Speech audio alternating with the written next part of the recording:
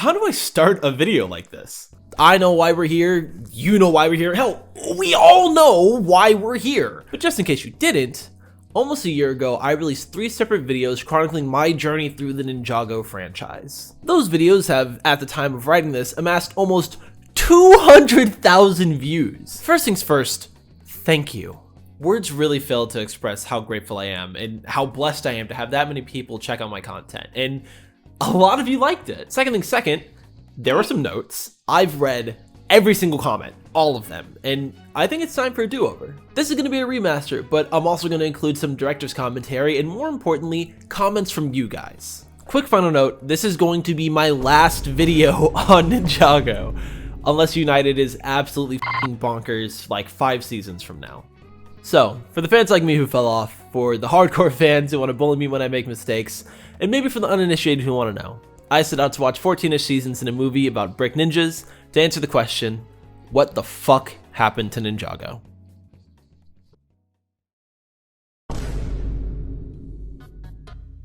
Ah, cool, time to sit down and watch some Ninjago. Let's just pop open Netflix and...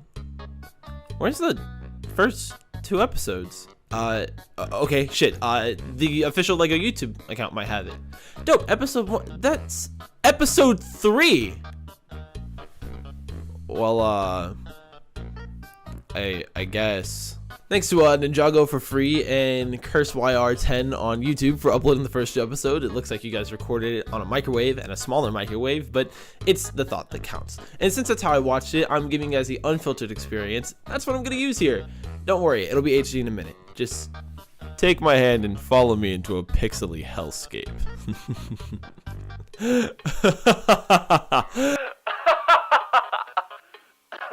This is Kai and Nia. They're blacksmiths that suck dick at their jobs. So this old man rolls up looking for something special, and immediately after, an actual army of skeletons shows up and kidnaps Nia. Look, Kai, I love you, man, but come on, we gotta talk about the hair. Look at that shit. It looks like folded over grass. I get they're trying to make it look like fire, but they need to start trying to get you a fucking comb. That shit's ridiculous. Anyway, now that I got some shit talking out of the way, this man is a fucking demon. I mean, look, he climbed the underside of a mountain without breaking a sweat and proceeded to train for 2 days and became a ninja. Hell, I'm not even sure it took him 2 days. That night, the nigga gets jumped. And, Chief, how are they so ass at fighting? Kai almost won a 1v3 after 2 days of training. Literally dog ass. This is Jay, Zane, and Cole. Sensei Wu tells the ninja that they are all ready and gives them new suits that represent them. Kai gets fire, Zane gets ice, Jay lightning, and Cole earth. The only way they're going to stop Garmadon is to get the golden weapons before him, and first up is the Scythe of Earth. So they sneak in, grab the thing, and start fighting their way out. All of them unlock Spinjitzu, a strong technique that they just don't use, like, ever. Oh, don't worry. Them unlocking something and never using it when they should is going to be a trend. After that, the Guardian of the Scythe wakes up, and it's an Earth Dragon. And before you ask, yes, it can breathe rocks, as fucking moronic as that sounds. After getting out, it becomes a pretty straightforward MacGuffin race. They get the Shuriken of Ice. Zane should not survive this, unless he's like a robot or something stupid. And the Nunchucks of Lightning. No one found the giant chain surrounded by a perpetual thunderstorm. Right outside the Fire Temple, Garmadon tricks Kai into removing the Blade of Fire and forces him to play multi-man smash. Sabu shuts up to save the twins and sacrifices himself to stop his brother. Meanwhile, the others get the golden weapons taken from them. After trying to figure out how to get into hell, they use the dragons to get there. Once they're there to stop the skeleton army, they use a tornado of creation, which lets them make something from nothing, which sounds overpowered, but don't worry, they never use it. Anyway, Garmadon gets his hands on all 4 weapons, which let him escape the Shadow Realm. Wu gets Chinese for literally 1 line. Father would not want you to do this, brother. And then the pilot episodes end. This season is a great teaser as to what the story is going to become when it gets fully serialized. And it's a great start too. Plus, it's only 2 episodes and it keeps it pretty simple, so I got to go into a lot more detail. Favorite ninja, Kai. Easily too. He gets the most screen time, the only interesting motivation, and he's cool, man. What else can I say? Least favorite ninja. I mean, everyone else is just a shell of who they're gonna be, so no one really. The best episode is episode 1, and the best set is 2507.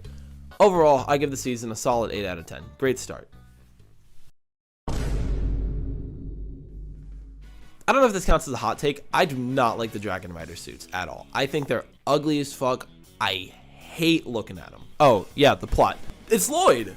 So Lloyd is terrorizing a village, and when the ninja rush out to stop him, they accidentally stumble upon a scroll that tells them of the Green Ninja, the chosen one who will become the best ninja the world has ever seen.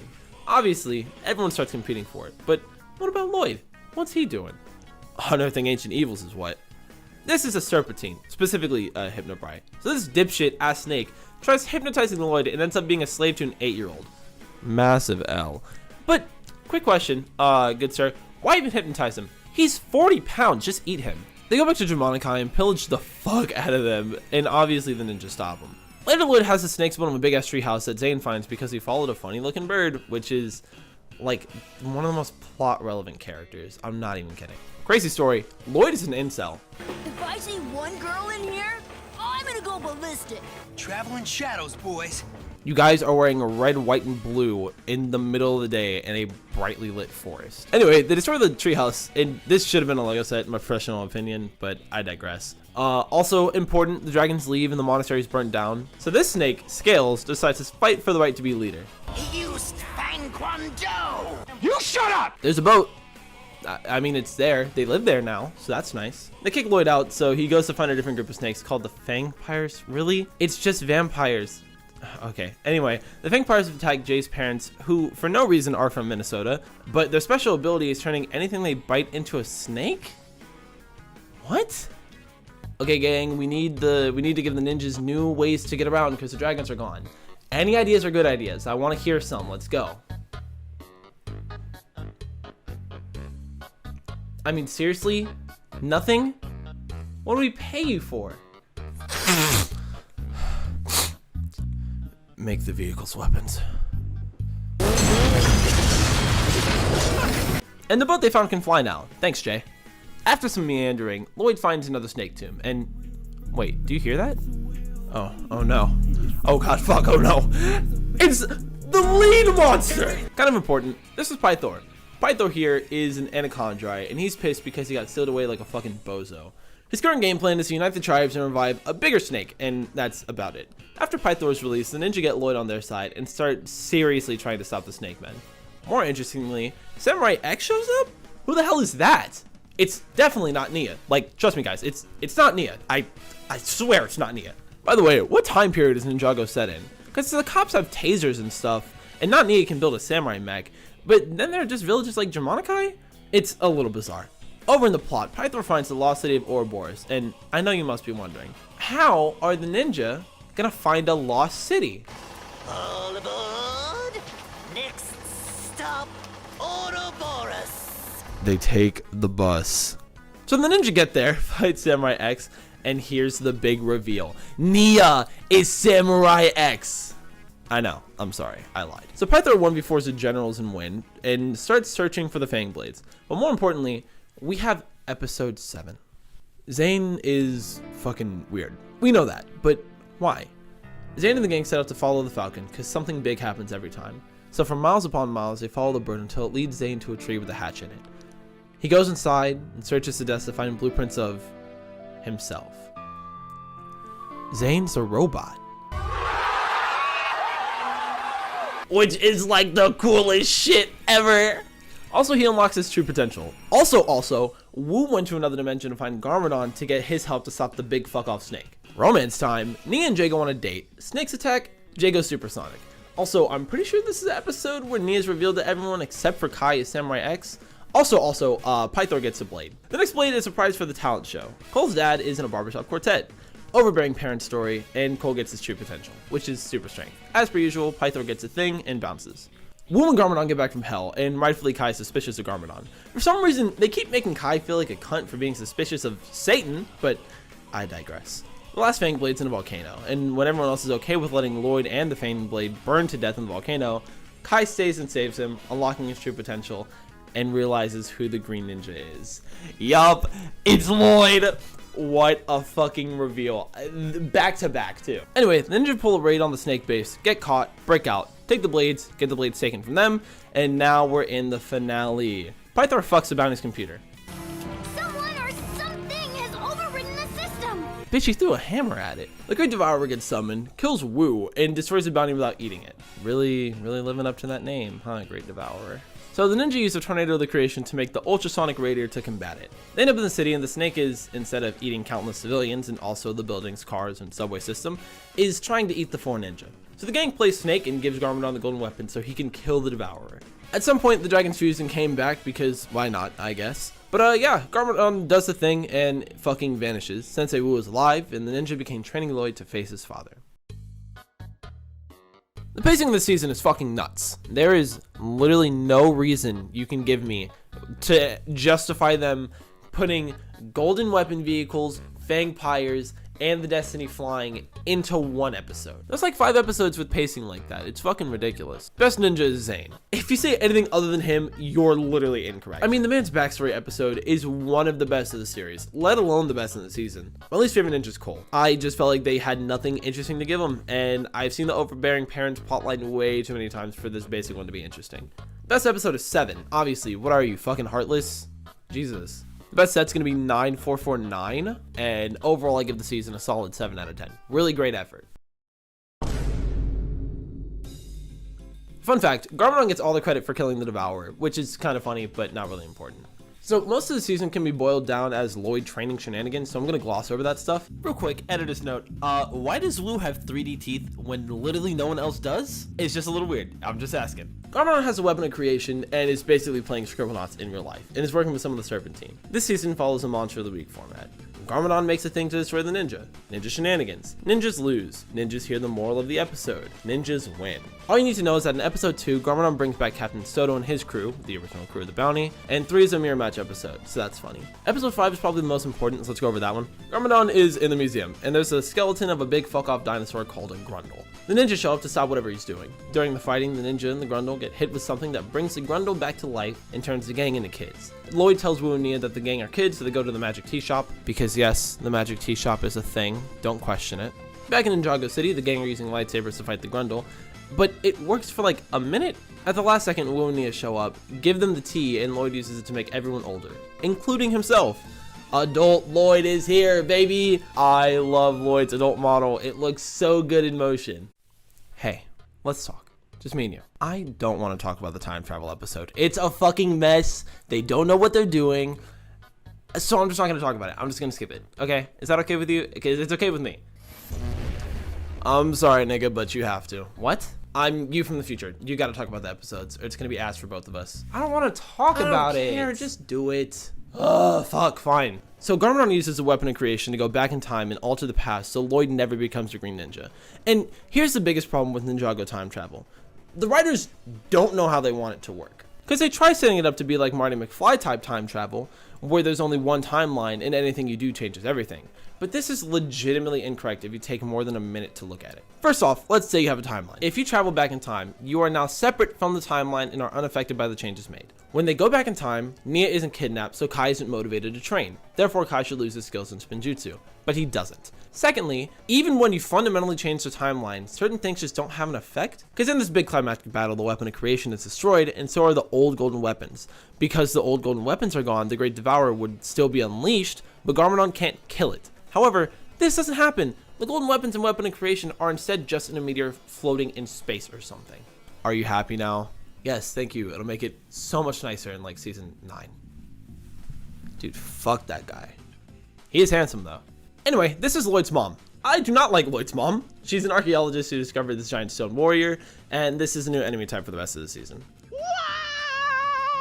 We haven't talked about Garmadon in a while. What's he doing?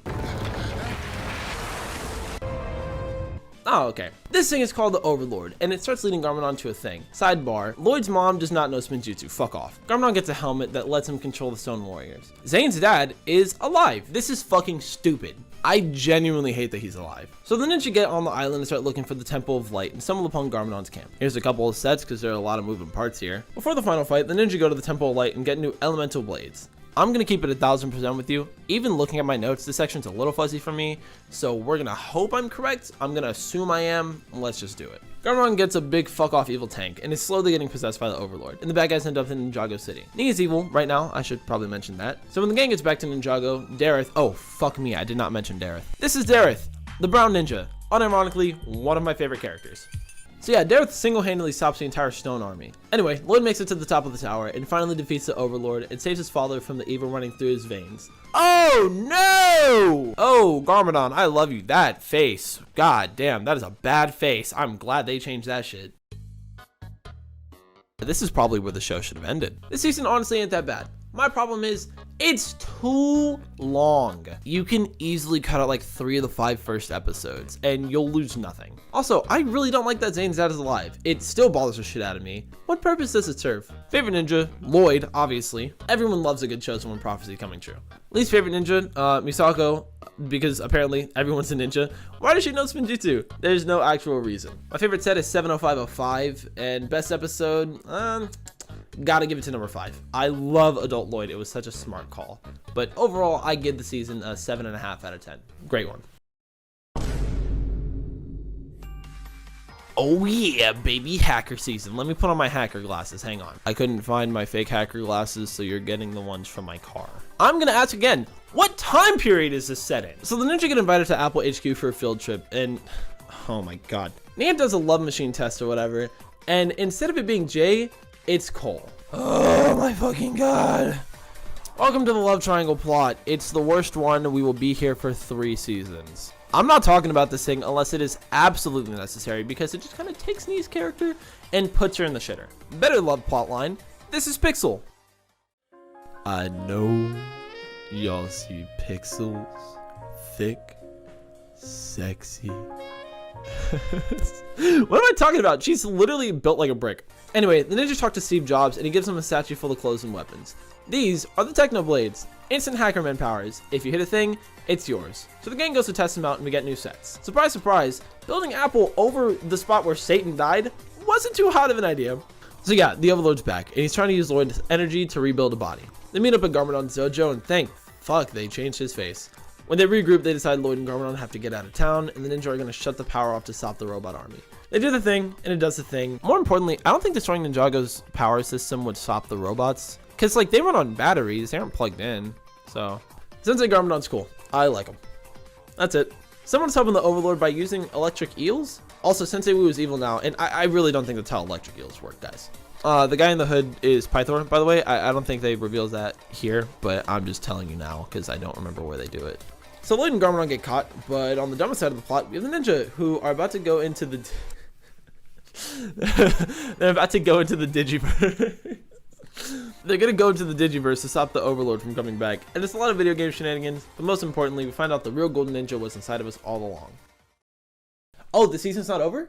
Oh shit, okay, my bad. I'm sorry, damn. So guy's sitting on a random broad and gets sent to follow a convoy that looks suspicious. Turns out, the Overlord survived and, oh my god, the time, fuck! Okay, so remember how a while ago the golden weapons got sent into space? Golden weapons and weapon creation are instead just in a meteor floating in space or something. The Overlord is trying to get the golden weapons off the meteor by going to space and collecting the metal. So the ninjas sneak onto the ship and end up getting marooned on an asteroid. So you would think now would be a golden opportunity to use the tornado of creation because it creates something from nothing, right? They build a spaceship from scratch.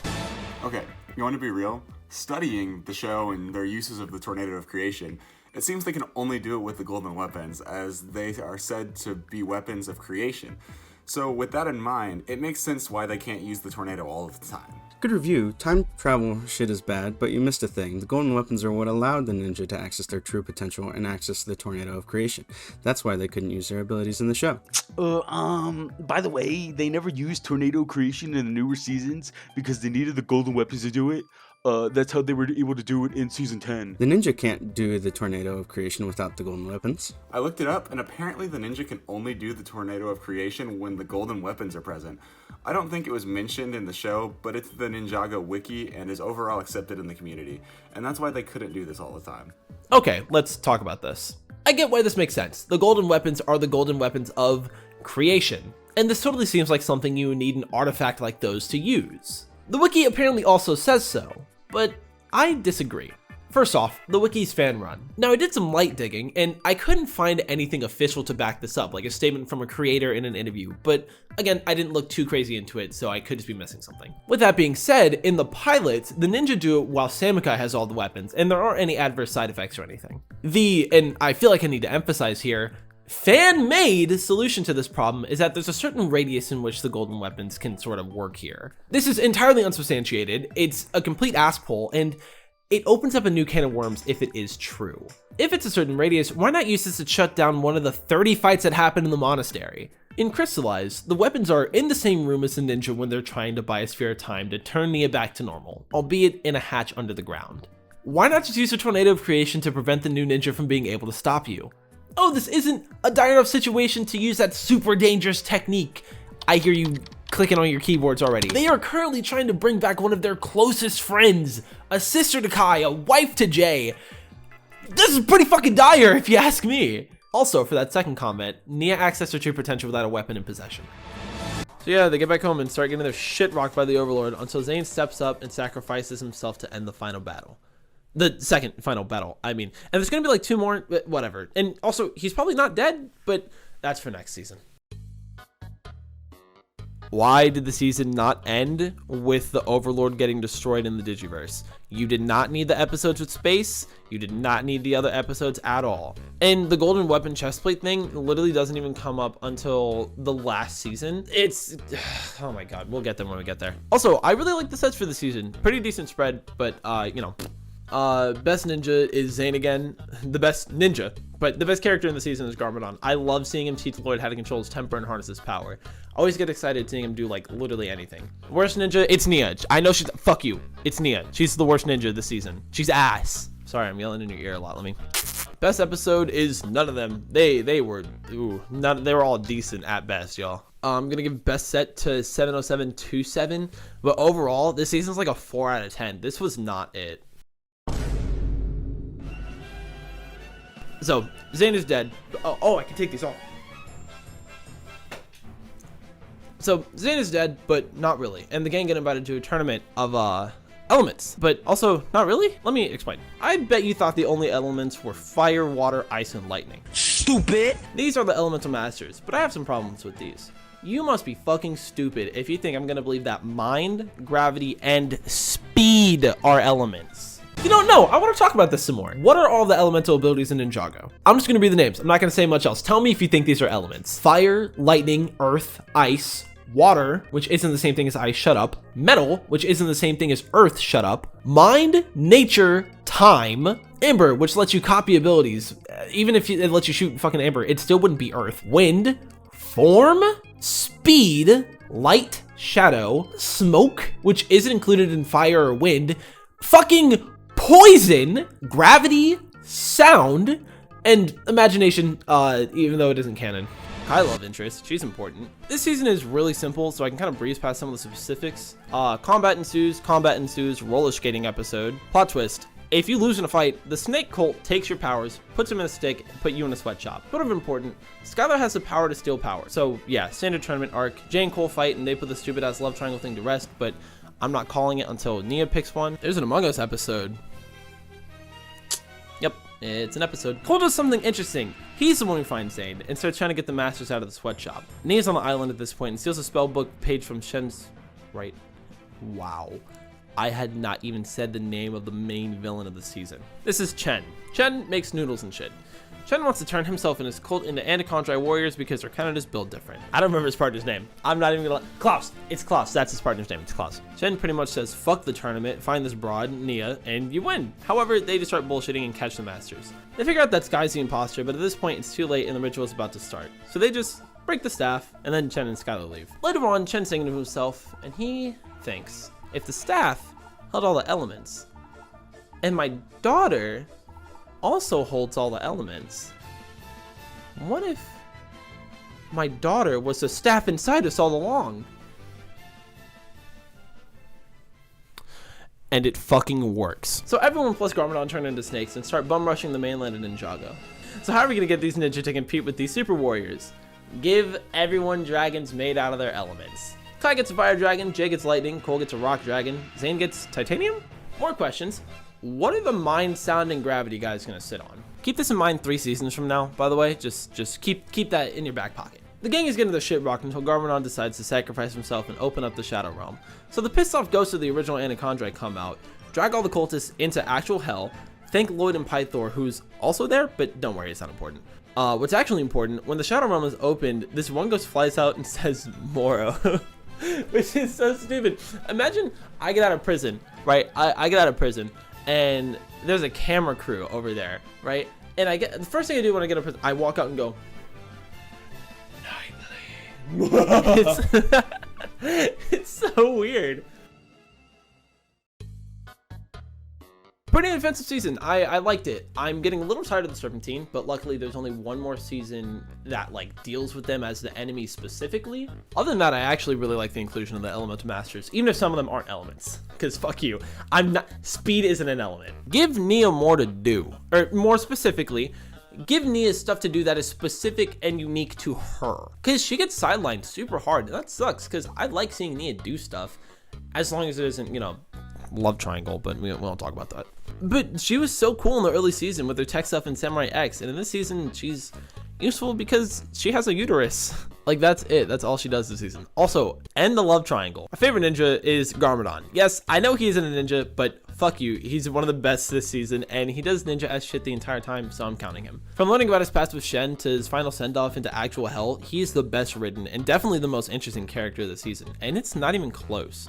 My least favorite is Jay, actually. He wasn't bad. I mean, he just didn't have anything to do this season. Like, you could literally remove him from a plot, and I think you'd only have to make one change. Best episode, 6. The flashback stuff is always cool to see. I really enjoy the flashback stuff. So yeah, I'll give it to episode 6. The best set is either 70750 or 70747. Take your pick. It really is a toss-up for me. Overall, I give it a 6.8 out of 10-ish. It could have been really cool, could have been more unique, but it's not bad. Fishing trip! Woo! Lloyd is bummed because his dad is canonically in hell, and Kai tells him that he'll look after him. Because, you know, Kai's parents are out looking for milk, so he gets it. Later on, Lloyd goes to the museum and gets possessed by Moro. See, Moro here was Sensei Wu's first student, and he thought he was going to be the Green Ninja, but he wasn't. Then the nigga just died? Whatever. Turns out there's a map on Wu's staff that leads to the Realm Crystal, and Moro beats the shit out of the ninja before taking it. However, Kai is the only one who doesn't run away. He tries appealing to Lloyd, and it almost works, but he gets rescued from the fight. Forced to Unleash reference, and the gang gets away. Moro also has a dragon. I want you guys to keep that one in mind. Moro finds a funny looking chest plate that lets him spawn in ghosts. The next big thing in Ninjago lore is Air Jitsu. Really? That's what we're doing? Air Jitsu? What's next? Lightning Keto? Water Jitsu? That's where we're going with this? Okay, fuck it. I don't care. But the point of Air Jitsu is to fly, right? So why not just use your elemental dragons to fly? Excuse me, it's future me here. So this is literally a plot point. I don't know why I just ignored the fact that they didn't have access to elements because Lloyd got possessed. No fucking reason. Just kind of ignored it on accident. So my bad. The gang are going to Styx when they get attacked by a ghost on a motorcycle. How does one punch a ghost? With water. Oh, and look at that. Nia is the water ninja. Bad. Bad, bad, bad, bad, bad. I do not like Nia as a water ninja. She does not need to be a ninja. Let her do her own thing. She was cool. She was doing her own shit. She was like off going on adventures and doing her own shit away from the ninja. That's why she was cool. That's why everyone liked her. But okay, just assimilate her, I guess. Fuck me. The gang make it to Styx and catch up with Ronan. Oh, you don't remember Ronan? I don't blame you. He's from a video game that came out for the 3DS in 2015. So they introduced him to the show and made me feel stupid for not remembering the character. I went through my, at the time, 22 pages of notes just searching for his name over and over because I felt like I was going crazy. But no, he's from the 3DS and they just put him in the story. Oh yeah, Ronan has these funny little blades made of rock you find deep underwater, so it works against the ghosts. Either way, Moro gets a scroll and the gang have to find another way to learn Air Jitsu, so they go to a haunted temple. Fun story, if you're inside the temple when the sun rises, you become a ghost. Okay, I'm looking at our sheets here. Why do we not have anything for Cole this season?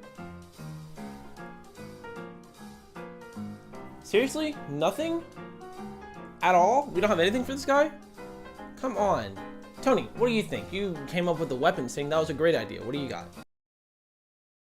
I'm a ghost. Cole's dead, and I don't like it. But that's a rant I'm going to save for the end of the video. Nia's training is going, and that's all I have to say about it. So the next stop on the plot train is a mountain, which has a portal to Bespin on top of it.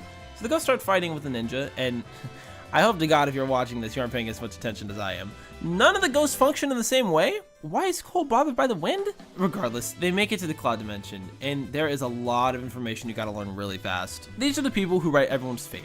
If they write that you'll trip and drop your croissant on the stairs, it'll happen.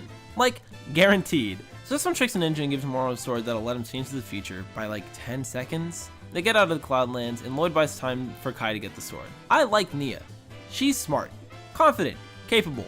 But when the ninja leave the future sword with her for 5 minutes, and she loses a fight when she can see in advance everything the enemy's gonna do, I get a little frustrated. Also, he owed a debt to the ghosts or whatever, so that's why he did it, but at least he told the ninja where the final thing was. Turns out the realm crystal was under the sea. Moral lets go of Lloyd's body and gets away. New sets, by the way, here you go. Ghosts start wrecking shop and sticks, so they're literally just gonna do Ghostbusters.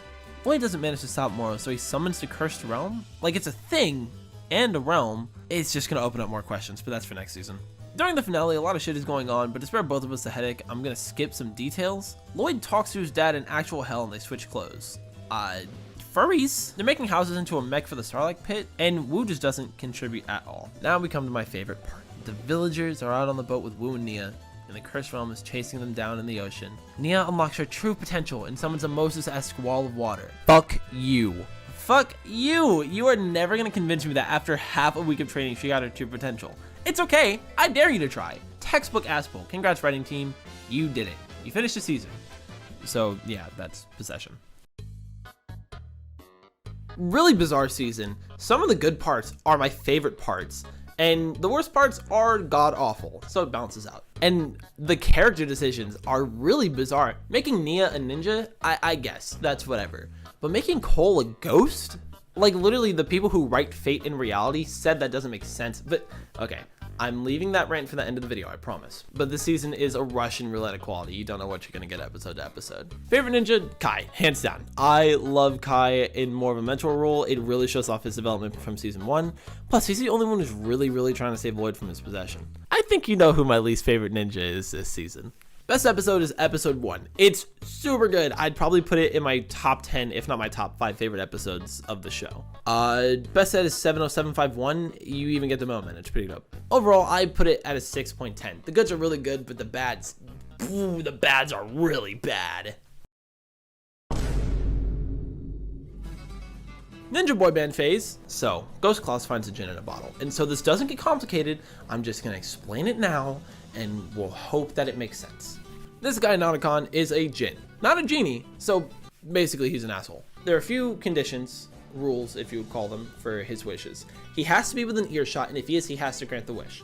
He can put a twist on it, but I mean, you know, whatever. You can't wish for death level more wishes, standard stuff. I'm assuming one of Klaus's wishes before he died was destroy the ninja's reputation? Because Nauticon doesn't know about the ninja, and he does the imposture thing. Also, how does the public fall for this? They're like superheroes. It's unbelievably out of character.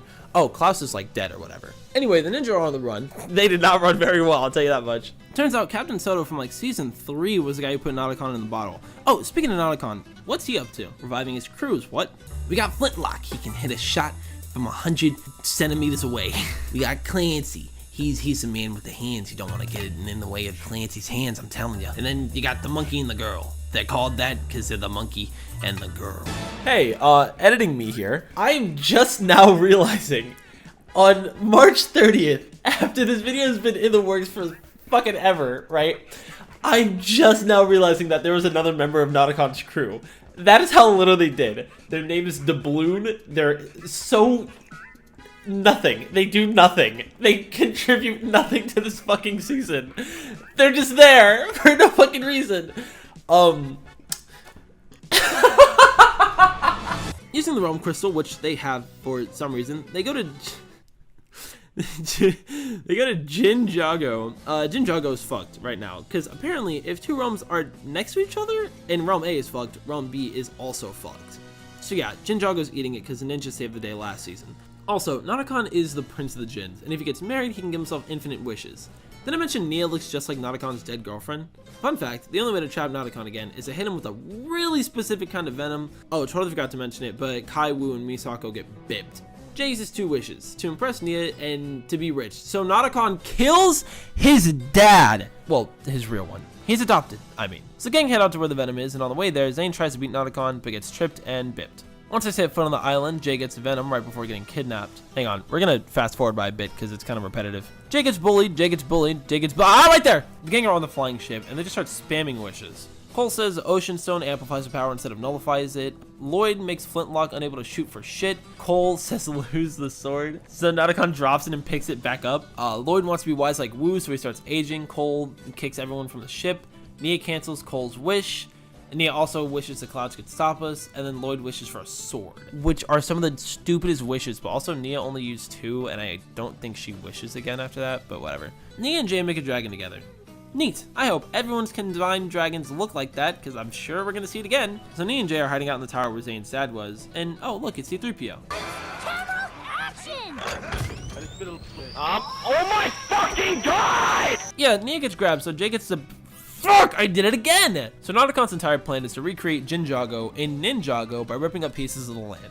Every time he puts someone on the sword, he gets more powerful. He kidnaps Nia because if he marries her, he can grant himself infinite wishes and become all-powerful. Ish. But that's for later. Team Backup Ninja sneak onto the floating island and grab the funny haha sword. Jade goes inside the sword and get the rest of the gang out. And right before they can stop the wedding ceremony, it finishes. Nauticon has infinite power. Realizing they're fucking worthless to him now, Flintlock and the Girl One team up with the ninja to figure out that Nauticon weaponized their belief in him to make the wishes come true. Kai believed himself into fangirl hell, and Flintlock believed he was dog shit at shooting. So he isn't anymore. New game plan, shoot Nauticon with the Venom and get Jay to use his last wish on him.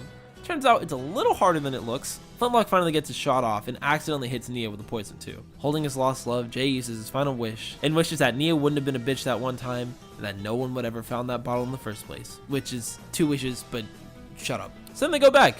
Jay and Nia remember? But how does that work? I fucking hate Ninjago time travel. Luckily, this is the easiest to explain.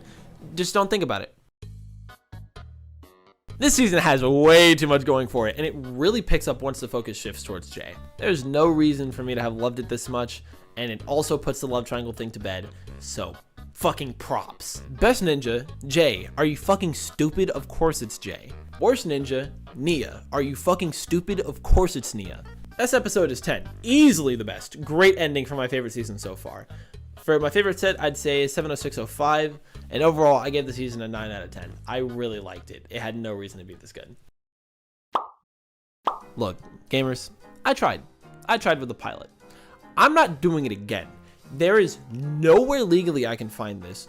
Hell, there's barely anywhere illegally I can find it. And I don't feel like doing all that. I'm sorry if you're disappointed. Trust me, I am too. I would have loved to watch Day of the Departed. But instead, here's the 3-sentence summary Cole gives in episode 1 of the next season. Okay, how many more times do I have to say I'm sorry for accidentally unleashing the ghostly forces of evil that attacked Ninjago? Also, it's canon, so fucking massive L for both of us. I guess best ninja goes to Dareth and worst ninja goes to the Butterbot from the tower. We're moving on. You guys think Tony has more cocaine? Give me 2 seconds. Let me do.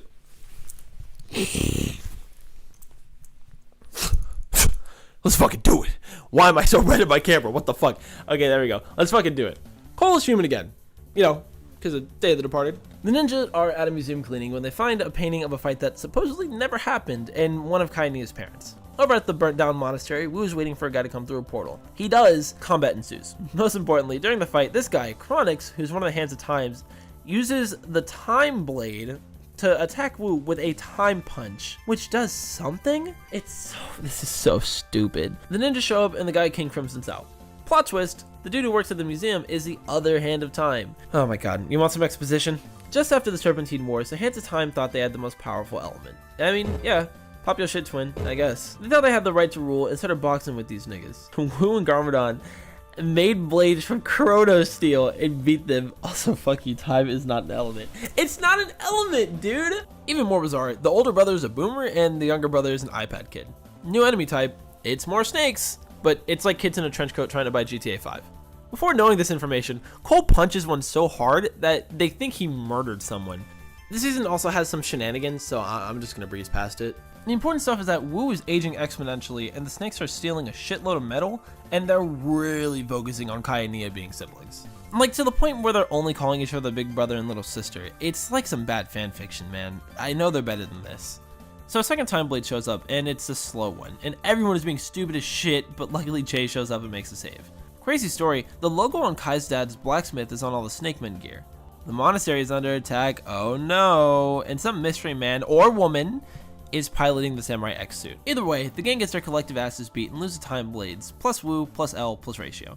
Okay, this next bit's a bit of a doozy, and I'm gonna apologize in advance. It was fucking secret ass nigga in Samurai X case. They're kicking these. They're not that. They're actually secret rooms. Those are under apples. So looking at the symbol in the shop, the main thing is that's gotta be because his parents are alive, and they kind of donate the shit to the Samurai X. My notes say Snake-O-See here for no reason. So the gang try to sneak in and stop the villains from making a time machine, and also rescue Wu. The villains are just running a sweatshop, which, I mean, if I had a nickel for every time a Ninjago villain set up a sweatshop with the people they've kidnapped, I'd have 2 nickels, which isn't a lot, but it's weird that this happened twice. Kai and Nia find their parents and find out they were sort of blackmailed, and they know where the last Time Blade is. In layman's terms, they go to the thing and do the thing. They make a 2-headed dragon, a supposedly impossible thing to do, except Nia and Jay are, oh my god, that thing is fucking hideous. After not using their 8 abilities that could have gotten them out of the situation, they barely escape the temple. But who would have thought? The villains lied about their true intentions. Back in the sweatshop, the gang is trying to stop the completion of the time machine, but are just kind of getting fucked in general. So the time machine is completed, and only Kai, Nia, and for some reason Wu get on board. After some funny Marty McFly preventing shenanigans, they play the fuck out of the Time Bros, and Wu sacrifices himself to stop their evil for good, getting lost through time in the process. Also, we're gonna pretend the time travel stuff didn't cause countless random ripples because they were not being safe at all. Banger ass season, surprisingly. Strong start, weak middle, strong finish makes for a pretty memorable one. I really did not think I'd enjoy the season that much, but it might be because I turned off my brain a little bit during the time travel stuff. Best ninja is Lloyd. Finally, he got another one. Jesus. He's written pretty well this time, and I like that he's trying to fill the master role better. It makes him a lot more human. Least favorite is Cole, not because he's bad, he just doesn't have shit to do. Best episode is going to be episode 10. I love seeing a young Wu and Garmadon. It makes me really happy. Best set, I guess 70625. This wave was not the best. Overall, I'd give it like an 8 out of 10. And I really did not think I'd like this season that much. It's kind of crazy.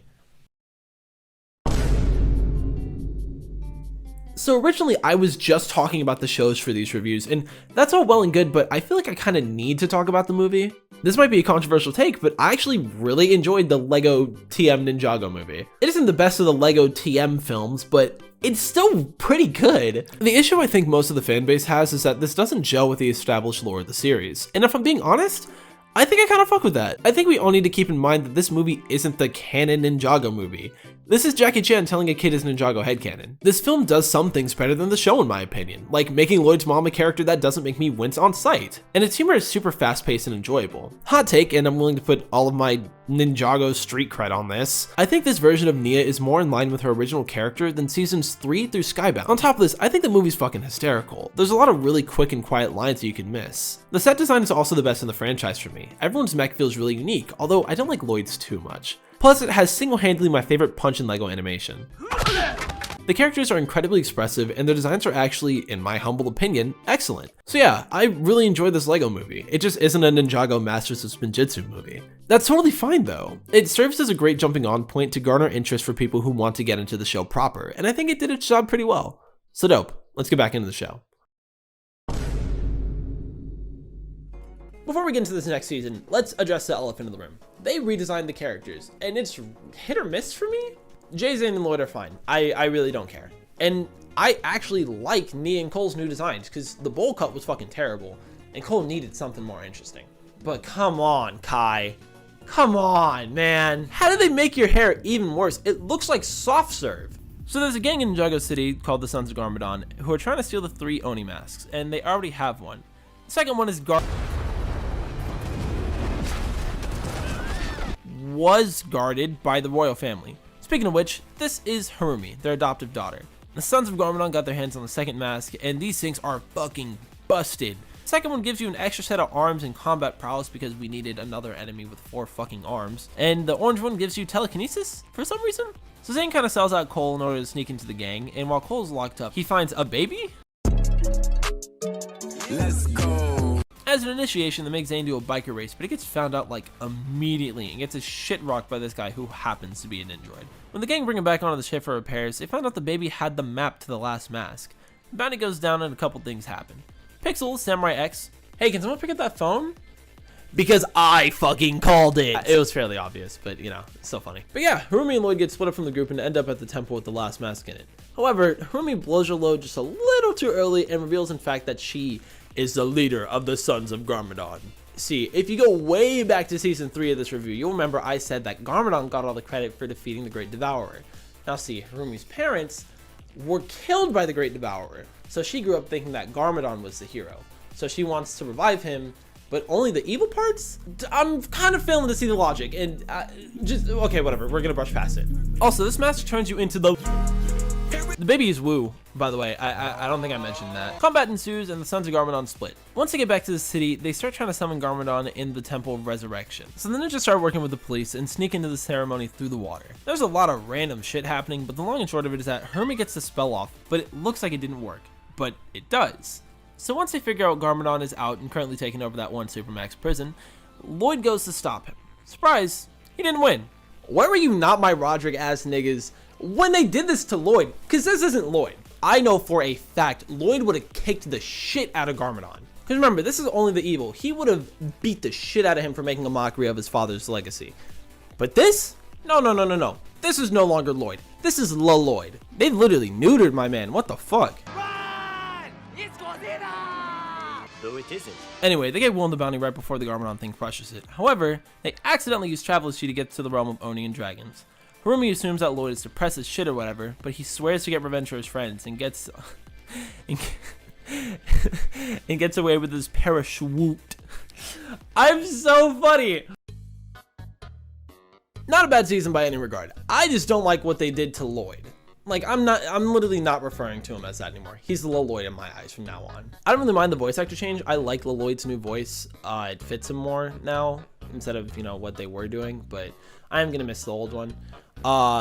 They need to be careful with all this constant adding to the fucking deep lore, because it's gonna get messy really fast. Like, that's probably my biggest concern, is that it's going to get messy very, very quick. Best ninja, Cole! He finally got one! No one else had anything going on interesting in the season except for him, and I really like seeing him bond with Baby Wu. Worst ninja's Lloyd. Literally pissed me off like 85% of the time he was on screen. The best set is going to be 70643, and the best episode is going to be episode 1. New animation, new me, I guess. Overall, I give this one like a 7 out of 10. Nice little season.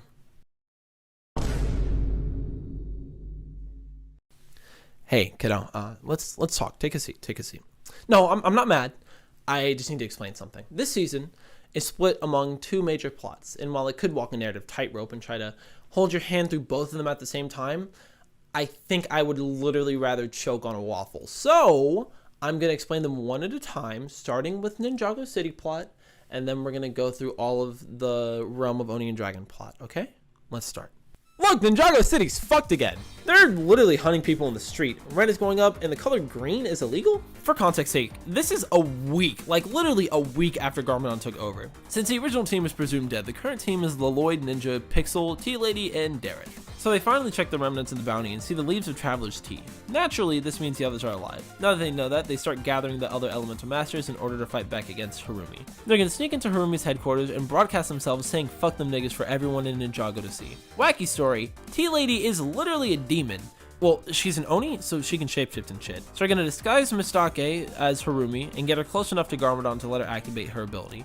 Somehow, the plan gets like 98% of the way through before they get caught, but they get the power. However, Skylar can't handle Garmadon's elemental powers and ends up boned. Also, Harumi dies? She's probably in the sequel series. Final battle time. Hey, we're doing Mad Max now. This is the realm of Oni and dragons, but oddly enough, there are no Oni, but you weren't supposed to know that yet, so shh. The ninja are marooned and Wu is aging faster than a normal kid, thank God. However, when he and Cole are out trying not to die to a dragon, the others get captured. This fuck-ass society hates outsiders, so they put them in the dragon pit. Because of the powers, the Mad Max niggas realize they can use them as bait for the dragons, so they do that instead. They're actually really good at hunting dragons, and I don't have another spot where I can put these, so look at these sets, I guess. The next weekish, maybe, the gang used a fake dragon to break out. So Wu, who is about ninja age at this point, is prophesized to get the dragon armor and rule the dragons? Something like that. Either way, Boba Fett is helping them now, and her name is Faith.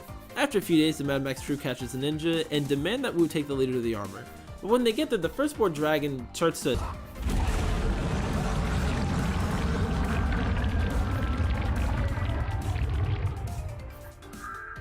After that, Wu has the dragons take them back to Ninjago. Final battle time. So the final battle splits off into 2 parts, but it's a lot more manageable this time. The ninja are going to take down the giant thing, and Wu plus Leloid are going to fight Garmadon. So Leloid and Wu kind of run through all their options at light speed until they figure out that the answer is love. Who would have thought? And the ninjas do the thing they did on Hoth.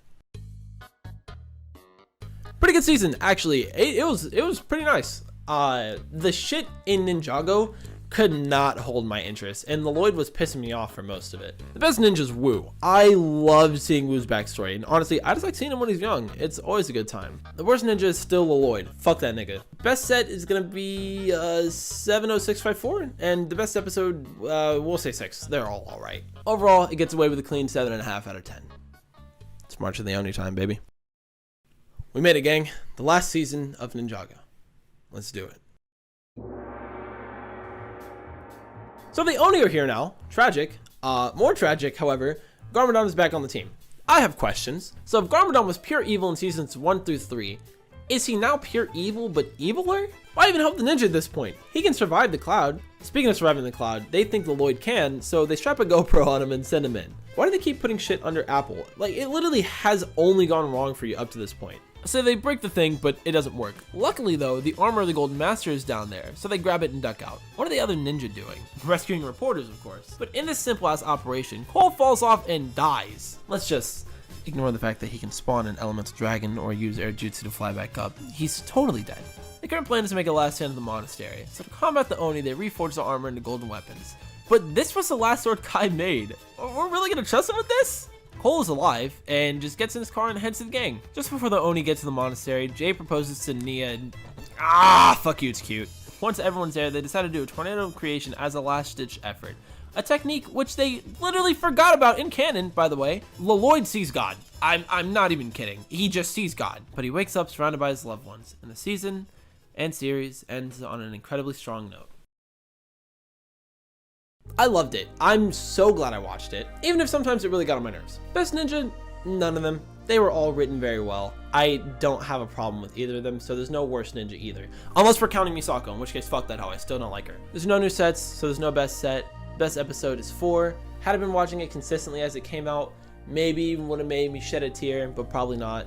I'm so glad it went on a high note. So that's a recap. If you're gonna head out there, I totally understand. I really appreciate you watching this far. I know this was long. Make sure you like, share, subscribe, all that stuff. I have more content coming down.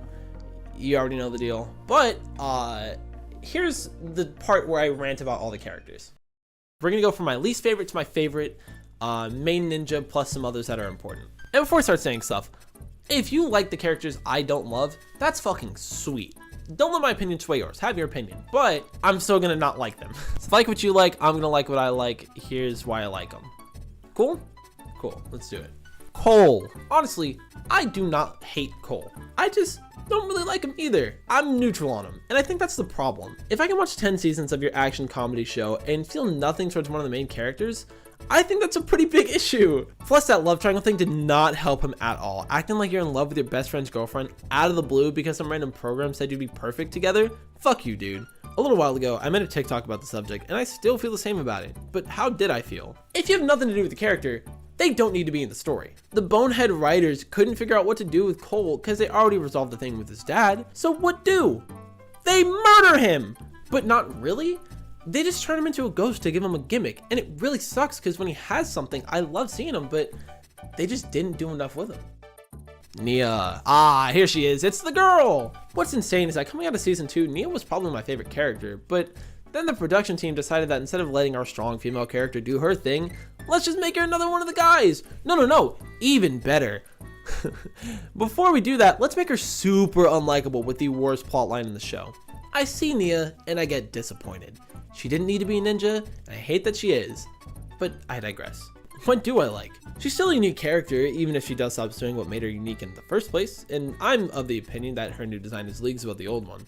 They had something real special with her, and I'm glad she stayed relevant through the series, even if she did dip in quality.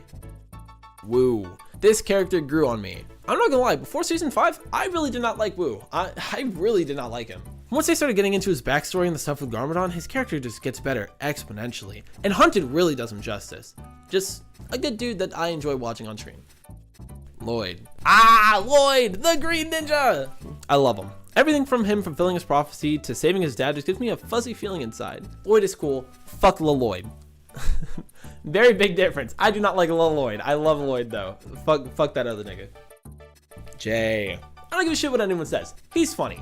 He brought a fun dynamic to the group, and seeing him interact with any of the other ninja, especially in a relatively high-stress situation, was a joy. Whenever he starts yelling in the final battle, it gets a life out of me. Plus, Skybound was his focus season, and that is like objectively the best one. I don't have anything crazy for him plot-wise. I just like the guy. Let's talk about Zane. Easily has the best dramatic episodes from seasons 1 to like 4 or 5. I can remember the day after the robot reveal like the back of my hand because everyone was watching Ninjago back then. And it was like the coolest thing that happened on TV. And also, hate to expose you, babe. My girlfriend had a crush on Zane and she like cried when he was revealed to be a robot. It was pretty funny. I don't like that his dad is alive. I would infinitely rather he just have Pixel as his main emotional connection. But I love the Tin Man. Literally such a good character. I love him. Kai. This was my favorite ninja growing up for sure, and it isn't hard to see why. He's the main character of the pilot, and he only goes up. My biggest problem with him is that the writers reset his character progression like every 3 seasons, but when he does step up into that mentor role, he's so interesting to watch. I'm a sucker for the head turned teacher arc. Definitely my favorite ninja. I don't think there's much else to talk about. There's a second show. If you guys like this one enough, I can review that. God damn it. Why did I say that? Why did you say that, you fucking idiot? Oh my god, I wish I had a time machine so I could punch him in the fucking chest. Ugh. Alright, second video.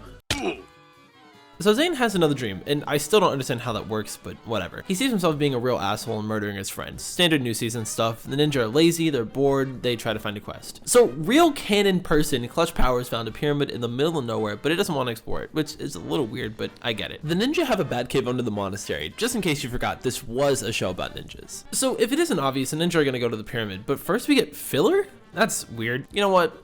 Classic Ninjago had a couple filler episodes here and there. I'm not too concerned. So speaking of the filler, how do I say this? Zane gets vored by beetles in the desert, has another dream, grabs a car part from it, and they get away. Yeah, wow, that's really actually Clutch Powers. That's insane. So investigating the inside, the gang plus Clutch solve a puzzle and release an ancient evil. Boy, I'm excited to see what kind of ancient evil, what new interesting villain type we're gonna get this season. It's a Serpentine. Also, she knows Spinjitzu, why not? The snake lady named Asphyra, fresh out the box, steals Kai's powers, ties up the gang, sends Clutch flying back to Ninjago. Big fuck off snake. I like newsies, this episode's cute. Oh, this character's a callback, this one's new, and they tell Wu that the ninja are boned. In case you forgot, the ninja are boned, or so the people who make the show would want you to think. See, if you happen to remember the fact the ninja can fly with like 3 different ways, it sort of sucks attention out of all of these scenes. Also, Asphyra caused a natural disaster, so they Uber back to Ninjago and just kind of forget about it. The insurance in Ninjago must be fucking insane, right? Can you imagine the taxes too? Like the whole city gets wiped every other month. Also, the guy who double checks my scripts, his name is Andre. Hi Andre. He made this meme. So Asphyra wants to get a certain scroll from the Ninjago museum, but the ninja are there to stop her. And it turns out the scroll just makes you go Super Saiyan, but more evil, I guess. Okay, so remember how last video I said if they keep adding to the deep lore of Ninjago, it's gonna get really confusing and bad really quickly? This is what I'm talking about. So sometime before Garmadon turns evil, there's just a snake country. It's not just tribes, there's a snake kingdom. So young Garmadon and Wu go into Serpentine territory, get thrown in jail, and make a friend who let him out. Wu then teaches said friend Spinjitzu, it's Asphyra by the way. Using her new ability, she overthrows King Mambo, and then Wu and Garmadon stop her using the 2 scrolls of forbidden Spinjitzu, one of which Asphyra has right now. So the snake bard is in the base now, and the other scroll is in the Ninjago Adventurers Club. I hope you like the Adventurers Club, because they come up a lot more than you'd think. It's actually kind of important that you know who they are. I can't help but remember the fact that they're literally a Key and Peele skit. And I must confess that the last time I was deep in the bush in Australia. Yes? I ended up deep in the bush in Australia. Booyah! The ninjas steal the thing and leave. Back at the cribbo, Asphyra blips this thing. I know it's a set, but we're not going to do the thing yet. Blips Zane out, and then goes to prison? Do we not have something more secure than that? So the ninja go after Zane into the other dimension instead of Wu, which sucks because Traveler's T can't make it back from the Never Realm. Not Nether Realm, it's a big difference. The Wither Skeletons are later. So this realm's been ruled by the Ice King for about a decade. When the ninja get there, they lose the land bounty and the Traveler's T. These will wolves look really specific, but I promise they're just wolves. So the ninja go to this village where the last fire in the entire dimension is. Kai doesn't have his powers, by the way. I've already given you all the pieces you need to figure out who the big twist villain is for the arc. Let's just keep score. Just let me know if you get it. Back at the village, we got some combat ensuing. Then Kai gets his powers back because they were inside of him all along. Lloyd is going to go through a secret tunnel through the mountain to go rescue Zane from the Ice King's sex dungeon, and we'll come back to him later. Let's talk about Nia, just quickly. Nia is the elemental master of water, and Zane is the master of ice. Now I know this might be hard to believe, but water and ice are actually the same element. So one of the smartest characters in the show who can control water has only just now thought to attempt to control ice, and she sorta can, but not quite yet. Back with the Lloyd is kind of getting there and just meets a wolf, but this one has 3 tails. Filler 2D animated episode, also J-Soul is your favorite verse, fucking cry about it. Lloyd starts lore dumping to this wolf and eventually they find the mech, but Zane is nowhere to be found. Lloyd with no outside help fixes the mechs. I'm gonna go ahead and add mechanical engineer to the things these ninjas are that just aren't ninja related. So Cole feels like shit because he lost the Traveler's Tea, right? So he hears a rumor from this kid about a Traveler's Tree and decides to climb the fuck off mountain outside the village. What? Welcome to the Himalayas! This is Crag. His entire family's dead. So Crag takes Cole to the Traveler's Tree and they grab some of the leaves and berries. And when they get back, Nia and Jake start jumping him. Lloyd is still lore dumping. I'm really hoping this isn't how you guys feel watching these videos. The wolf is actually a person named Akita. So now we get a second 2D backstory episode, which feels like a gateway drug for furries. Look at this animation and tell me something doesn't feel off about it. So yeah, that's Akita and her brother bear when they were younger.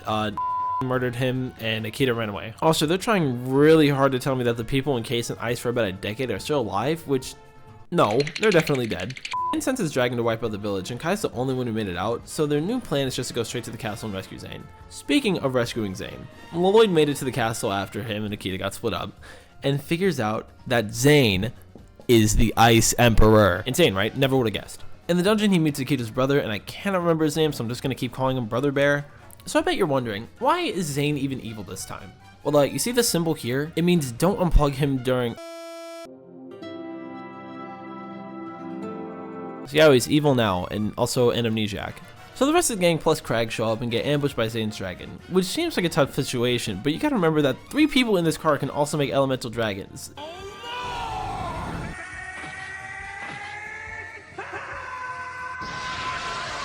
So the Lord snaps Zane out of it and they break the staff, so everyone just kind of goes home.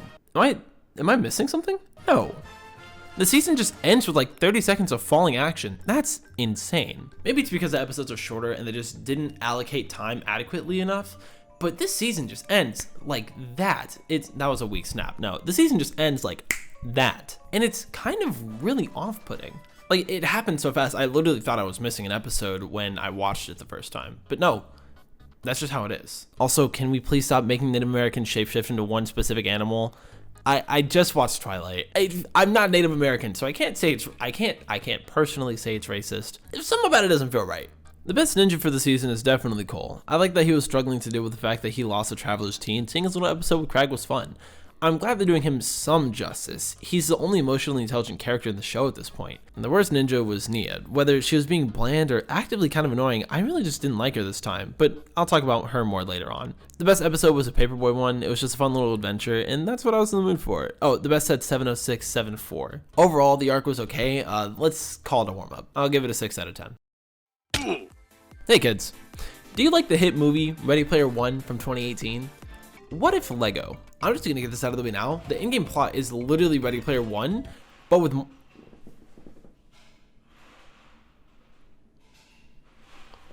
I'm gonna wait for my roommate to stop getting ice. I'm just gonna get this out of the way. The in-game plot is literally Ready Player One, except with more continuity errors.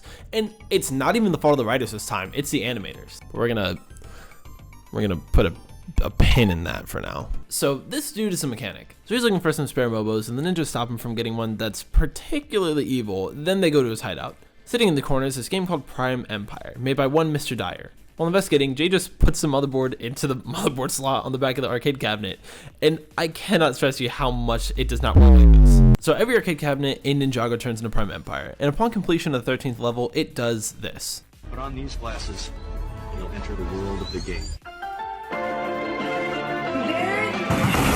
Jay's been missing for like a day, so they go to the private island of the dude who programmed the game. hot dogs at a land speed of 30 miles an hour.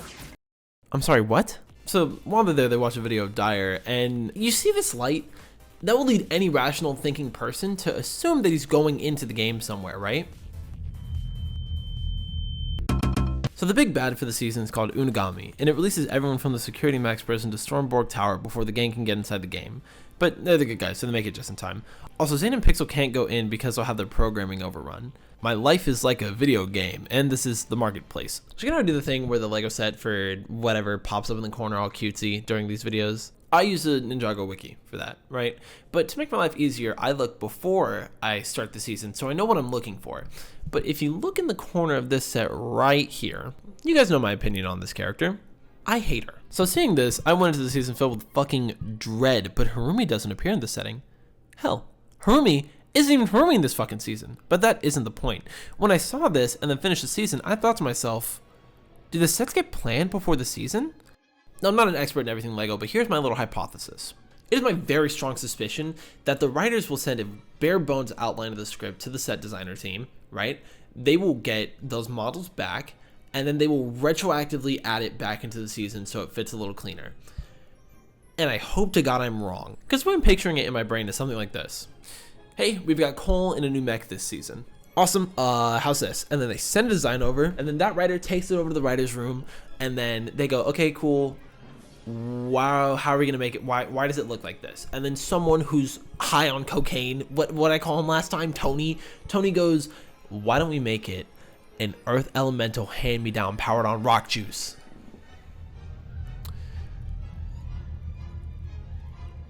I'm not lying. So for this one, what I'm assuming happened is the writers told the design team that they had a marketplace and that Harumi was somewhere in the season. So if that's how it works, I'm going to be pissed off because I got a headache looking for Harumi in the background of all of these scenes when she was never going to be there. Also, we're going to put a pin in Harumi being a character in this game. We're not pulling that one out until the end of the video though. Where was I? This is Okino. His episode's cute, and then he leads the Power Rangers to fight a dragon and they get the Kitana. You remember the pin I put in the video earlier? This segment is literally the first key in Ready Player One, except I have an aneurysm because it reads the models from the earlier seasons, and I could sit here and scream about it, but instead I'm just going to put a screenshot of my notes from this section. Also, Kai and Cole die unnecessarily. They get the thing and leave. The final level is a bunch of old video game stuff. Remember Zane? Our core character Zane, who for the second season in a row we've essentially removed from the plot entirely? Him and Pixel are doing a noir episode, and you know what? I liked it. But I have a major soft spot for noir stuff, so maybe I'm biased. The only important thing is that Zane gets kidnapped by the mechanic and Pixel finds Yandere Dev. Lloyd and Nia die. So the entire time this game has been going on, the goal for Unagami, who isn't Dyer, was to build a portal using what is essentially the dead bodies of the players to come into the real world and murder Dyer because he abandoned him, in the process releasing everything that wanted to go into the real world, including Okino. But it turns out love was the answer all along. I hope to God you don't pay attention for your own sanity. When I tell you, I was yelling my ass off when I saw Lloyd's old car in the fucking video game. I called my girlfriend, it was like 1 in the morning. I was screaming because I was getting so mad. Again, I'm a nitpicky fuck. So that's just me, but it's the little things. If I'm being honest though, I think I actually like the ending. It's an actual ending, so, you know, it's not just 10 seconds of okay we're done and then they go back home, but I digress. Besides some of the continuity stuff and the suits they're wearing for 90% of it, because I don't like the suit design in this season, it's not bad. The best ninja is Okino, and if you don't want to count him because he's an NPC, that's racist. The worst ninja for the season is a toss up between Kai and Zane. Kai doesn't add anything to the season other than like 2 jokes, and Zane just isn't there. If you don't mind me going on a quick tangent there, why do they keep benching Zane from the main plot of the season? He was in all of 2 minutes last season, and he's only in 3 episodes this time. The best episode is Okino's first one. It's cute, and it sets up the following episode pretty well. I like it a lot. Oh, the set. Let's say 7-1, 7-12? I'll give the season a 7 out of 10 overall. So the ninja get invited to a birthday party in a fuck-off fantasy kingdom called Shintaro. This is Vanya. This is the villain. So Cole's asleep over the covers like a psychopath when this low dude scares him awake, and weirdly enough, he has Cole's mom's necklace? Standard ninja crew gaslighting, I think you get the picture here. So Vanya tells Cole that there's some ancient city underground, but it turns out that it's a sweatshop. Hey kiddo, do you like goblins and orcs? You like Dungeons and Dragons? Maybe Lord of the Rings? Well, these are the Munces and Geckles. They are literally orcs and goblins, and that's what I'm gonna call it. Also, they're racist. So a long ass time ago, probably like 20 years at this point, there was some person, like Billy or Millie or something like that, who showed up and beat the shit out of a dragon with these 2 swords. After the fight, they gave one sword to the orcs and one to the goblins, and eventually they both went missing. In the 3rd sweatshop of the show, we've got these guys, rhinos and wither skeletons, whipping them. Now you would think that Cole, being surrounded by earth, would be pretty overpowered in a fight right about now. And you'd be right, but that's not until later. For now, he gets captured because his powers don't work. Yeah, you see this mine? It's a Vengestone mine. Wait, but I thought Vengestone came from the ocean. That's why it like worked against the ghosts, right? Yes. Yes, that is right. So, I might have made a little mistake. Just so you know, Deepstone, the stone found at the bottom of the ocean and that works against the ghosts, and Vengestone, the thing that suppresses the elemental powers and is found on Shintaro, are 2 different things. At 1459, you confused Deepstone with Vengestone. Deepstone destroyed ghosts. Vengestone cancels out elemental power. Deepstone is the ghost ore. Vengestone is the power dampening 15 one. minutes. Deepstone is for ghosts, and Vengestone is for elemental powers. Bottom of the ocean. Vengestone isn't That's for ghost what stone. That's ghosts. Deepstone. Vengestone. The underwater rock that was Vengestone is Deepstone. ghost Deepstone, not Deepstone. That's Deepstone. And those two, by the way, Sea Stone is Deepstone. Vengestone. The one thing that comes from under the ocean is Deepstone. The one in Naruto is Vengestone. Oh, and the other ninja get kidnapped too. They break out and then they don't, and then they break out and then they don't, and then they break out and then they don't. So when they finally successfully make it out, we get 3 groups. Kai and Zane, Jay, Leloid, and Nia, and finally Wu, Cole, and Vanya. Kai and Zane go with the house elves and get involved in local politics, forever changing their history by rigging a race with slugs. Leloid, Jay, and Nia go with the orcs on what feels like a 5-minute walk and get involved with local politics, forever changing their history because the queen was hitting on Jay. Cole makes it back to the surface and regroups with Wu and Vanya, and big shocker, the dad was a twist villain all along. Pull the lever, Grunk. And then they fall for an entire episode. Did you know that Cole's a protagonist in a Ubisoft game? For the interest of time, I'm gonna recap the Team Kai and Team Nia plots in like 10 seconds. You ready? They solve racism, get kidnapped, and are about to get executed. Merry Christmas. The Team Cole plot, however, is a lot more complicated. They meet a D&D party. I'm pretty sure this one's actually called the Rogue, and he makes decisions with dice. And Cole begins to truly understand who he is. Sort of because he's surrounded by dirt, and also sort of because his mom, Lily, is the person from the story. So eventually they find a big room carved out in the mountain, and inside is a, how to say it earlier, an earth elemental hand-me-down powered on rock juice. After some shenanigans with the lava monster, Team Cole shows up to rescue everyone, and Cole gets an admittedly really good looking fight scene in episode 30. More importantly, Cole, having figured out where he truly comes from, unlocks a Spinjitzu burst, which isn't the same thing as True Potential. Shut up. Yeah, they lock up the dad and go home. This season is a mixed bag. I understand why people liked it, and personally, I didn't hate it. My biggest problem comes from the fact that the same thing happens like every episode for 70% of the season. The orcs and goblins are racist towards each other, they break out of whatever they're being held, and get caught again.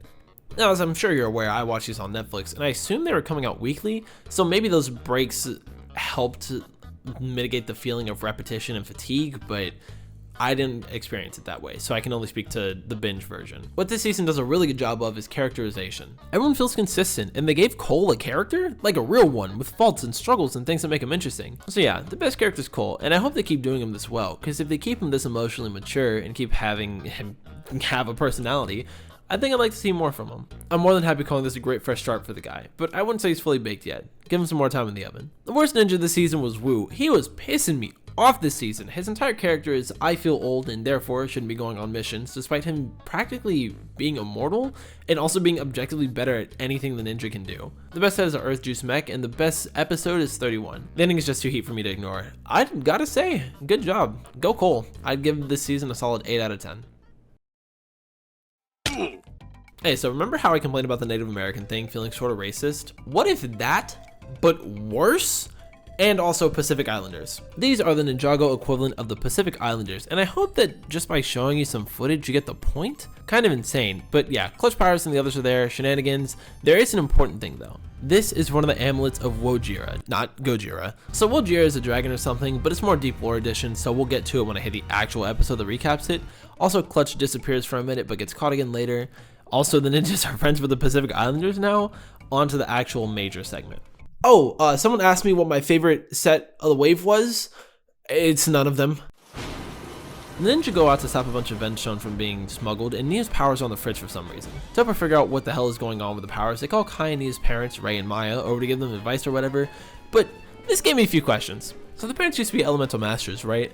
how does transfer of abilities work? Is it automatic? Like, as soon as Kai and Nia were born, did they just lose their powers? Does it wait for an awakening? Like, when Kai awakened his abilities, did Rei lose his? Or do you have to choose? Because the Ice Elemental sort of just gave Zane his abilities, but then again, Rei and Maya didn't choose to give their powers up, right? Because they were being held captive. Maybe I'm just annoying. Maybe I'm just being annoying and nitpicking a show for kids, but I still have these questions. Zane and Pixel are off doing a rescue when a random wave knocks the power out of their equipment, which they believe is the same thing that's fucking up Nia's abilities. Now keep in mind, Nia has been making everything water related fucking explode whenever she goes around it, and they have to go to the Marianas Trench or whatever to investigate what's going on with the powers.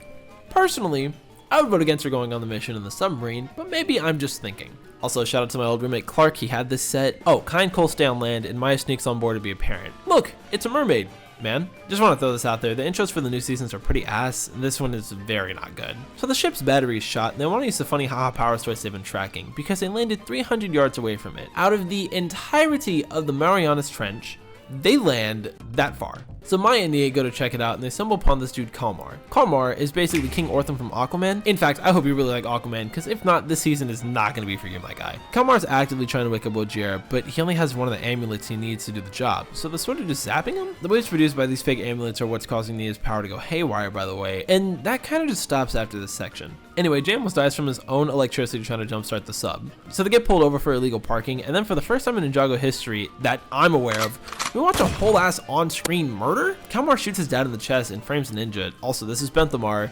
He's the best and I love him. You think Nia would get her Spinjitzu burst right around now, but nah. Anyway, the Ninja and Benthamar escape from Atlantis. Here's some Barnacle Boy lore. So Kalmar figures out where the Pacific Islanders are, and he steals the Storm Amulet. However, it was a fake that Clutch swapped out earlier, plus he's trains the underwater team on an island. Full disclosure, my notes get a little sloppy here, but I'm pretty sure I deciphered it well enough to, you know, not have to watch it again, so bonus for me. Anyway, Kalmar figures out the amulets in Ninjago City at the Adventurers Club. There's a pretty fun fight scene there, and we get another Newsies episode. Hey pal, hey kiddo. I know we're mid-climactic fight scene, but do you want some more lore? So it turns out that the first Spinjitzu master didn't actually make the world of Ninjago. Before he got there, it was essentially Wind Waker, right? But also there was a fuck-off powerful dragon, it's Wojira, the mermaids, and the Pacific Islanders. So the first Spinjitzu master and a water elemental called Naiad defeat Godzilla when she merges with the ocean and rips a gem off of its forehead. Back to the present. Eventually they get to the city limits. See, you'd think the ninja would be boned, right? Kalmar has the amulet, he's about to escape, but then Nia, who like 30 minutes ago figured out she could talk to fish, pulls up with like 8 fucking whales, beats Kalmar's ass, and swaps the real gem for the fake one. So instead of holding the Storm Amulet under Apple HQ, they fly over to Shintaro and put it in the vault. But it turns out there was a double switcheroo, and Kalmar has already awoken Wojira. So Nia went from being a mech pilot to a ninja to Aquaman, and she still wasn't enough to beat one Squiddy boy. We're gonna skip forward a bit here. Wojira and Kalmar are in Ninjago City, flooding the fuck out of it. Here's some sets for you, by the way. So Nia and Kalmar scrap, and the animators are kind of going crazy right now. Like this water double jump, insane. Jay drowns, and Nia can't pull the water out of his lungs for no reason. So realizing that she doesn't have any other option, she goes into the ocean and does her Spinjitzu burst? It isn't very clear, but I'm gonna assume that's what all of this is. So yeah, Nia's kind of cracked, and the rest of the fight is a wash. Benthamar also pops off for a hot second, and I support it. But yeah, the battle's won, and Nia basically has to become the ocean, losing herself among the waves, scattered across the world. Loss of consciousness is a bitch, huh? So yeah, Seabound's actually pretty good. I really liked it. I'm glad they gave Nia a season to really bounce back into the limelight and show the fact that she can be a unique and interesting character. I love that she actually has stuff to do that is relevant to her character. Insane. This season also saw my big issue with her, and that was the disconnect between her personality and element. So obviously the best ninja is the water person in the water season. The worst ninja is Cole this time around. I literally forgot he was there. The only thing he really did was bring the fake amulet to Shintaro? What was he doing the whole time? At least Kai was gaming. The best set's gonna be 71756. Shout out to my homie Clark once again. The best episode around is probably gonna be number 20. I would have said the Paper Girl episode, but 20 just blew it out of the water. I'm sorry. I tried going so long without making a water joke. My bad. So yeah, Seabound is a solid 8 out of 10 for me. Or I guess a liquid 8 out of 10. These are not the ninja. These are some Ginyu Force ass niggas that the mayor paid for. I don't like them. We got a standard scattered ninja season setup. Lloyd is washing windows, Kai's a teacher, Zane just turned off his emotion switch, and Jay is insane. All this because Nia's dead. But what if alive? So Nia and Naiad are chilling, and they kind of jog Nia's memories, so now she's set on coming back. There's still a ton of Venstone being sold and stuff, and Jay tracks it down to a specific spot, but it just shows that they're out of shape or whatever. Nia kind of makes it back to Ninja Base, and Zane freezes her. but how are they going to get it back to normal? They break into the prison, grab a sphere from the Forbidden Scroll arc, and have her steal Nia's power like she did to Kai's. Nia in the freezer, Nia in the freezer, Nia in the freezer, and she can't thaw out. Anyway, the plan works out pretty well, and after they get Nia back into human form, the ninja get arrested and thrown into super jail. While that's happening, a spirit gets recruited by the Crystal King. Ooh. Anyway, they're in jail and Pythor gets recruited by the Crystal King. Ooh. Then they break out of jail. Afterwards, the dad from the Shintaro Arc gets recruited by the Crystal King. So the gang picks Lloyd to go impersonate the mechanic in the League of Super Evil, but like 10 seconds in they figure out that there's an imposter among us, and it's finally revealed at the end of the season that the person who'd been gathering this evil Justice League was Harumi the entire time. Remember that funny haha pin I put in the Gamer arc when Harumi showed up? Now I said last time, I didn't think she actually died in Hunted, but let's pretend she did. What if this version of her is the NPC from the fucking video game the Lloyd fought? I think it'd be kind of cool. Now do you think that's how it's gonna go down? No, but if I call it months in advance, that'd be pretty funny. Now again, this season isn't finished, so I'm not gonna call my favorites. I do think that if they play their cards right, this season could be pretty good, but we have no idea who the Crystal King is at this point, and I don't want it to be Garmadon.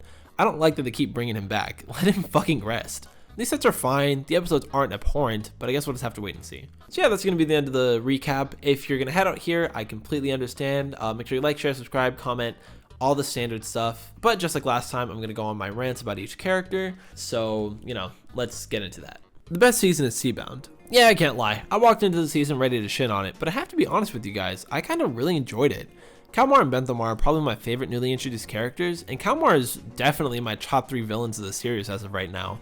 The pacing is pretty good for the most part, but even when it's slow, that isn't my biggest issue. Funnily enough, the season about the water people jumps the fuck out of the shark. When did Nia need to be all this extracurricular shit? First she's a mechanic, then she's a ninja, then Aquaman, then she's a water god. At least her character's consistent. Please keep her character consistent, that's all I'm asking. The sets are also pretty good, and I don't think there are any episodes that I hated. So yeah, now keep in mind, I did watch the previous series, so I do have opinions about the characters from that. But I'm going to try to keep everything I say from this point on strictly about Ninjago and not about Masters of Spinjitzu. Now I like Zane, but he just isn't involved in the plots. He literally just isn't in the first 2 seasons of the show, and he's immensely important in both of those. He's almost a MacGuffin. Why do you have to do him like this? Also, in the other seasons he has like 2 good bits, and that's all I've got on the guy. Kai, Wu, Lloyd, and Jay. Yeah, this is sort of a catch-all for the guys who didn't improve at all, or even worse, similar to Zane's case, downgraded a bit. They just don't do anything for me in this show. I can't express to you how little I cared about them this time around, and being 100% honest, that blows. I know them because of the previous show, so I know that I like them, but with this, they're just comic relief or actively frustrating. Cole, what a fucking improvement. I'm glad they understand he's supposed to be more emotionally intelligent than the average bear. His season does him a whole lot of justice, thankfully, and overall they added a lot more characterization for the guy throughout the show. So to everyone who said they like Cole after Shintaro, I get it. But you're a fucking goof if you think I'm gonna pretend that he has a character pre-2020. Nia. Seabound did my girl so right, and I cannot tell you how happy it made me. She did backslide a little bit in Crystalized, but overall, I can solidly say that her season fixed her character. Everything from her being dead weight to her actually matching her element and adapting to her new fate as being water, I loved it. Credit where credit's due, they did a really good job with it this time around. Now, I don't think I need to give a recap of what's happened in the season so far, but I do have concerns going forward that I want to make sure we're all aware of now. How did Harumi survive the collapse of the building? What technique are the ninjas going to pull out of their ass to save the day from the army that they're weak to? Finally, can the season nicely wrap up everything we've been given so far? The answer to all these questions and more is that Ninjago is unfathomably stupid, and I love it. Harumi literally just died, like genuine. She died when the building collapsed. However, Satan, or Venom, or whatever you want to call him, hits her with the good old heroes never die and just revives her. The Overlord starts to terraform the Oni Temple, and you know what, while we're here, let me tell you why the Overlord is a boring villain. Now to be fair, he was okay back in season 3, but he's not entertaining enough to carry an entire season on his own. The Overlord is a pure evil villain, which is fine, but by pairing him with Garmadon, it lets both of their characters' unique aspects shine through. The ultimate force of evil the Overlord represents is enhanced by pairing him with a sympathetic villain like Garmadon. Harumi is not sympathetic to me. Spoiler alert, if you really care, skip to here. Okay, they gone? I don't and probably never will buy Harumi turning on the Overlord. This character has done this song and dance with Lloyd specifically, and she still tried to murder him dozens of times after that. I know a lot of people like her, but I just don't get it. Oh look, Lloyd has Oni powers, neato. Anyway, the ninja are stuck underground, and the League of Super Evil shows up to steal the golden weapons of Spinjitzu. And this fight choreography is honestly pretty good. If there's one thing the newer series gets right, it's these fight scenes. They go, like, actually nuts. Oh yeah, the monastery gets burnt down, which is like, what, the 4th time? Nia gets the guys out from underground. The Spirit unlocks some new camos for the golden weapons, which are fine. I mean, it looks okay. The model for the Crystal King is also okay-ish. He looks like a Lego Chima figure, and if that's what you like, that's cool, but it just ain't for me. The guys get their vehicles back and save the Lloyd before he gets murdered. This turns into a game of Left 4 Dead real fast. Fun little tidbit, the cameraman for Ninjago TV has a bad roommate. So the Lloyd and Wu are tracking down this dude that keeps sending them postcards, and it's Garmadon. So yeah, Garmadon sort of just left and started bunking with Vinny.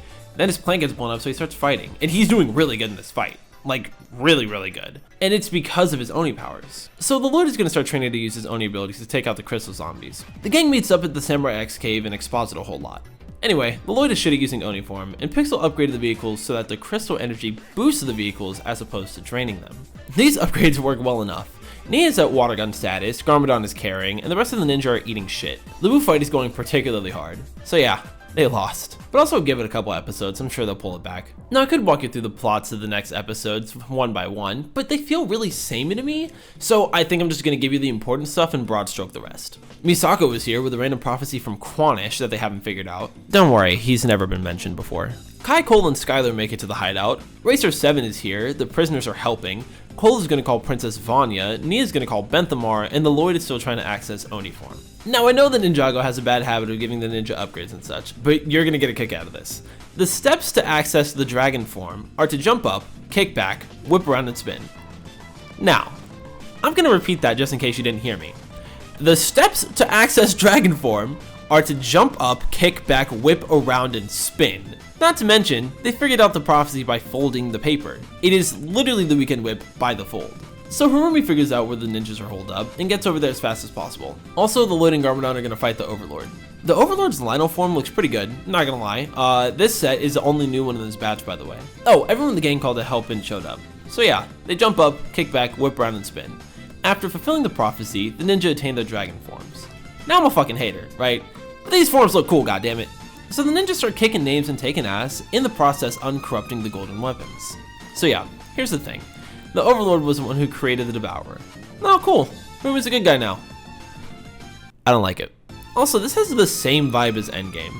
The ninja win all of their respective fights, but I can't say the same for the Lloyd and Garmadon. The Lloyd goes Super Saiyan 4 arms, probably could have won the fight, and then decided not to. So the new plan is to destroy the weapons of creation to release the elemental powers held within. So the elemental powers that left the guys turn into the four-headed dragon again. So the Lloyd and T-Mac go on to kick the crap out of the Overlord without any problem. The big rock is gonna go explodey, and the day is saved. The guys get to say one final goodbye to their powers. Garmadon gets to give a speech to his plant, and the gang go on to rebuild the monastery. Dareth cameo, and everyone comes together to help rebuild. Ending of the series, probably, on a high note. So I have some thoughts. I'm not gonna do the thing where I like favorite ninja, least favorite ninja, blah blah blah. I just want to talk about the stuff I need to address, but if you're curious, here you go. I know you're probably tired of hearing me talk about her, but let's talk about Harumi. I don't like Harumi because her character feels annoyingly inconsistent from season to season. Now if you like her, that's dope. I'm glad you enjoy what you enjoy. However, from a writing standpoint, inconsistency is bad, and I can't think of a word that describes her character more succinctly. Her allegiances and plans seem to change on a dime. It feels like she joined the Overlord because she had nothing better to do. I know the Overlord brought her back to life, but she still had free will. Speaking of the Overlord, why would you ever give her free will? You're already bringing her back from the dead, you can't just mind control her? I want to know who decided that the ultimate technique would be the weekend whip. They deserve the best head money can buy. I think, as a conclusion, this season works incredibly well. While I don't like the Overlord, like, at all, really, I understand why they brought him back for this one. We don't want another nothing burger of a villain like the Oni in Season 10, now do we? I think the characters are handled near flawlessly this season. There isn't any one character that I didn't like, excluding you-know-who.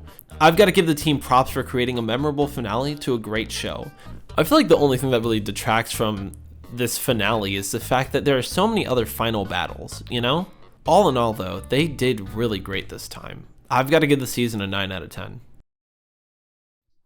First things first, now that it's been a while, I definitely think I like this season less. I still like it by and large, but definitely less. I think my most noteworthy complaint is that for the season that brought back all of our old villains, We didn't bring back that many old villains. Let's run through this roster real quick, right? We have Fantasy Slave Owner. Makes sense, that's Cole's villain. We have Asphira, Wu's villain, Pythor, another Lloyd villain, the Mechanic.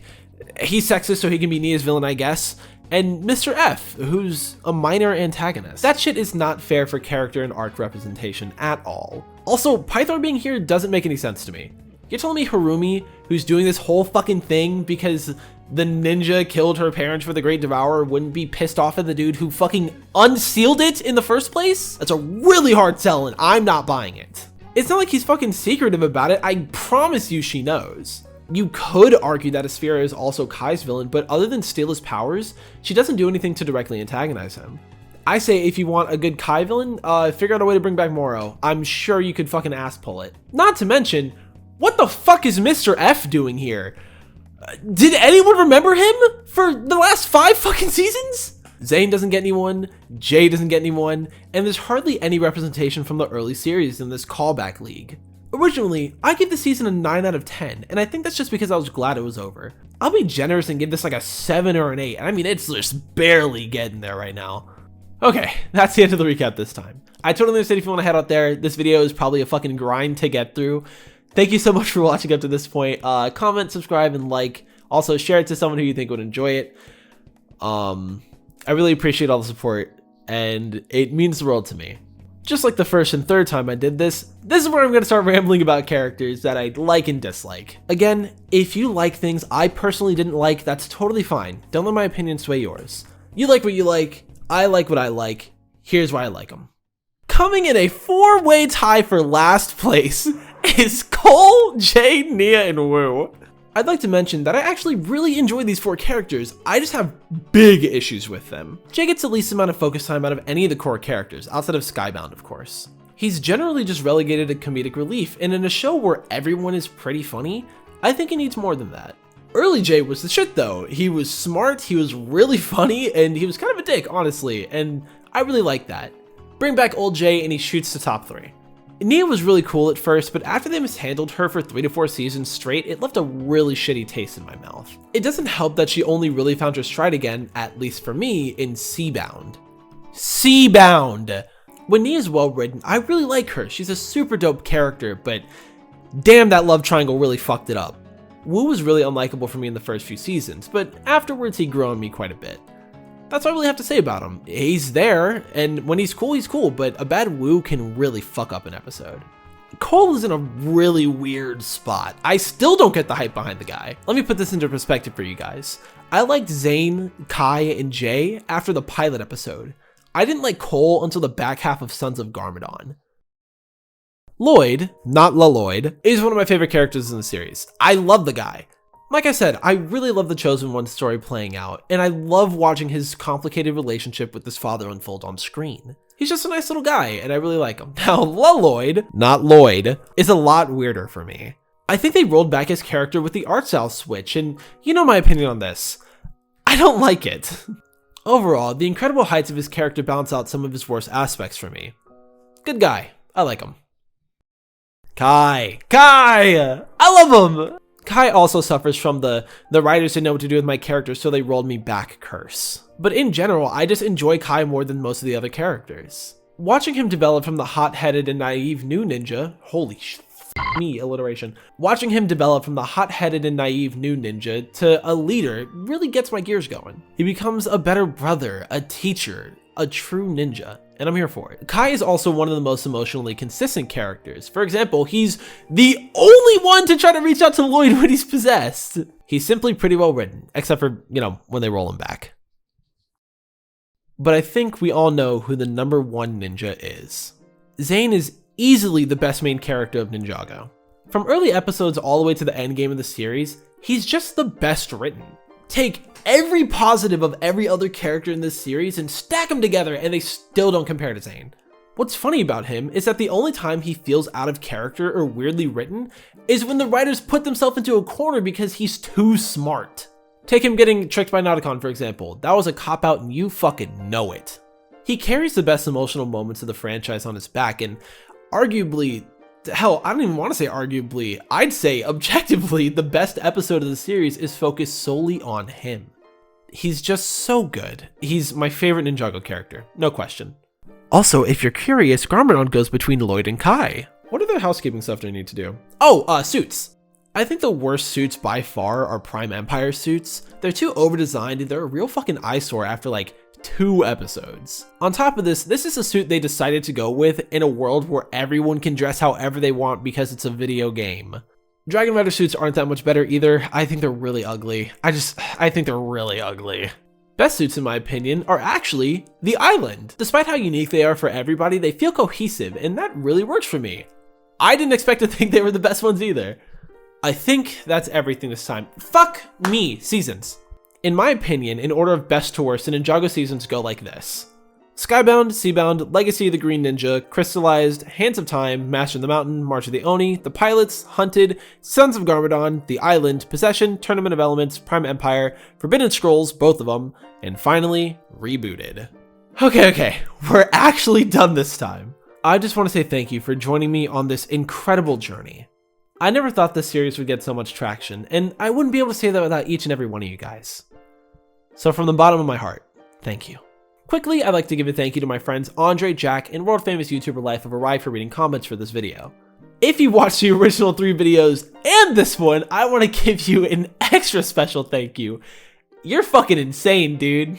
And I am so grateful that you decided to spend your time watching my content. Also, make sure you like and share the video with someone who you think would enjoy it.